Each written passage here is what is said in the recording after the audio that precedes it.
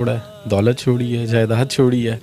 मैंने तो दोस्तों ये वीडियो बहुत मुश्किल से मिला है। पाकिस्तान के हिंदू बाप बेटे की सच्ची कहानी, जिसको हिंदू माँ बाप ने अपने घर से निकाल दिया था। हिंदू से मुसलमान बना ये बाप अपने साथ जो जो हुआ उसे बताते हुए रो पड़ता है। मुसलमान होने से पहले इस शख्स के साथ क्या क्या हुआ था, ये देख के मेरे भाइयों आपके आंखों में जरूर आंसू आ जाएंगे। तो मेरे भाइयों आपसे सिर्फ यही रिक्वेस्ट है, आप लाइक करें या ना करें, लेकिन इस वीडियो को पूरा लास्ट तक जरूर देखें।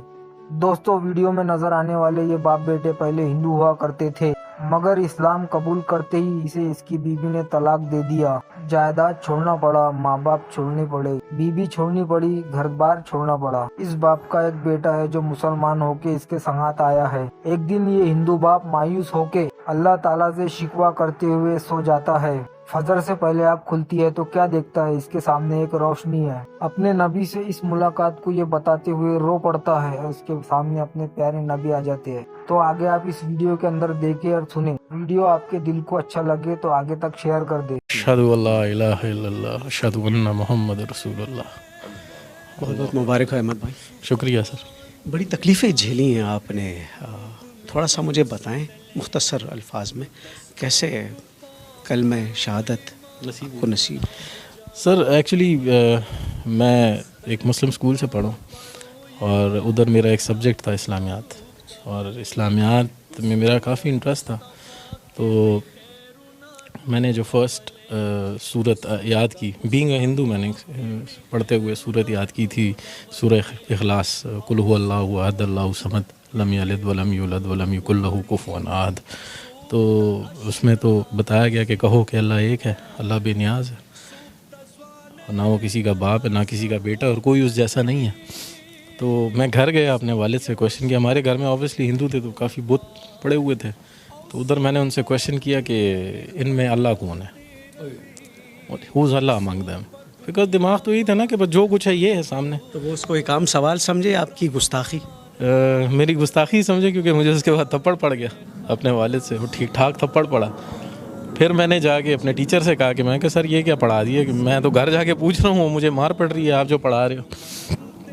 तो उन्होंने कहा कि नहीं बेटा, आपने ये क्वेश्चन गलत जगह कर दिया, अल्लाह उनमें नहीं है, आप ढूंढ रहे क्या हो? मैं कि सर मैं तो अल्लाह ढूंढ रहा हूँ, जो आपने पढ़ा है इसको ढूंढ रहा हूँ। कहते यार ये तो तुम कुछ अलग ही चीज़ ढूंढ रहे हो। कहते छोड़ो, तुम एक काम करो, ब्रेक के वक्त ना, जब तुम्हारी रिसेस होती है तो एक 10 मिनट मेरे पास आया करो। फिर अहमद वो रोशनी कहाँ मिली?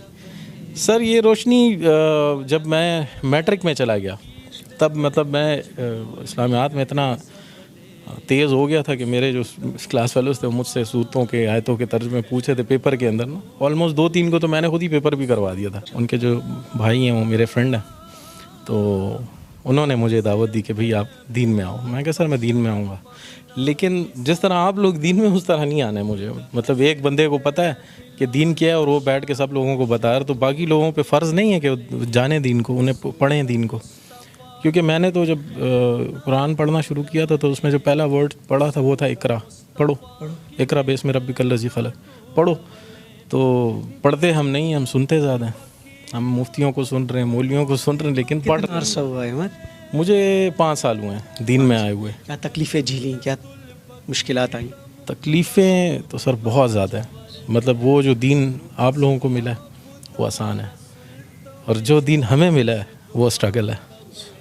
मतलब अगर मैं क्वेश्चन कर लूँ, कि आपसे ही क्वेश्चन कर लूँ, आपने दीन के लिए क्या किया, तो आपके पास इसका कोई जवाब नहीं है। लेकिन मैंने अपनी वाइफ छोड़ी है, मैंने घर छोड़ा है, दौलत छोड़ी है, जायदाद छोड़ी है, मैंने एक नौकरी छोड़ी है, वो सिटी छोड़ा है जो पसंद था मुझे, सब कुछ छोड़, तकरीबन सबको छोड़ दिया। बस टोटल जो दौलत है वो मेरा बेटा है। ज़रा बताना यार क्या हुआ? सर तकरीबन ये हमारी कुछ अरसा पहले हमारे घर पे कुछ एक फैमिली आई थी, मुस्लिम फैमिली थी, जानने वाले, तो वो यहाँ से लड़के गए थे। मतलब मेरा सर भी फटा था उसके अंदर, और फिर उल्टा हमें मार के और जाके हम पे ही रिपोर्ट कर दी। तो दिल दुख गया था? दिल बहुत दुख गया था सर, बहुत दुखा था। बस उस रात में अल्लाह माफ़ करे, अल्लाह से गिला करके सोया था कि या अल्लाह, मतलब तूने, तेरे रास्ते पे आए हैं और तूने इस तरह हमें ज़लीलो ख्वार छोड़ा हुआ है।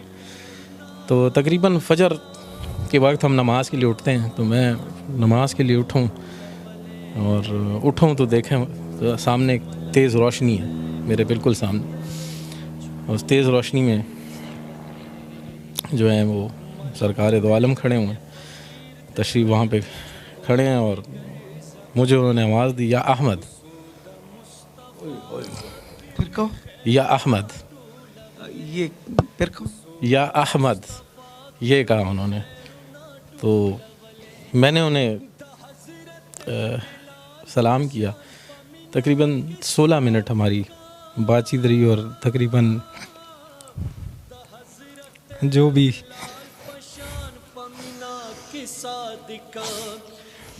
हज़रत बिलाल पशान पशगो रुगड़ी दले कुसूदा मुस्तफा। अपने आप को संभालो। अच्छा, बड़ी जज्बाती कैफियत बन गई।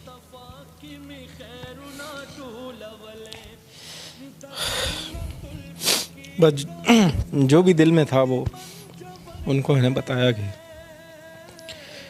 ये हुआ मेरे साथ। और लोग इस तरह कहते हैं, लोग घटिया कहते हैं, लोग कहते हैं घटिया लोगों को कौन बेटी देता है। ये हमारे लिए ये घटिया लोग रह गए। सारी बातें हुई तकरीबन 16 मिनट। आखिरी जो बात थी, उन्होंने कहा था कि तुमसे अब अगली मुलाकात मदीने में होगी, और तुमने दुनिया की मेहमान नवाजी देखी है, तो मेरी मेहमान नवाजी देखो, आओ मदीना आओ। तो मैं सोचता था कैसे जाऊँगा। ठीक है, पासपोर्ट था मेरा बना हुआ था, लेकिन उस पर नाम पुराना था अमित कुमार, उस पर मॉडिफिकेशन करानी थी। तो मैं गया हूँ और पासपोर्ट भी बना, वीज़ा भी लगा, और मैं 3 दिन बाद मदीना में था। पहुंच गए? जी पहुँच गया। 3 दिन बाद मैं मस्जिद नबवी में था। मेहमान नवाजी हुई?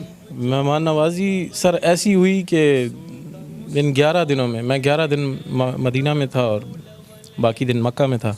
11 दिन जो मैं मदीना में था, मेरा 1 रियाल भी खाने पे नहीं लगा है।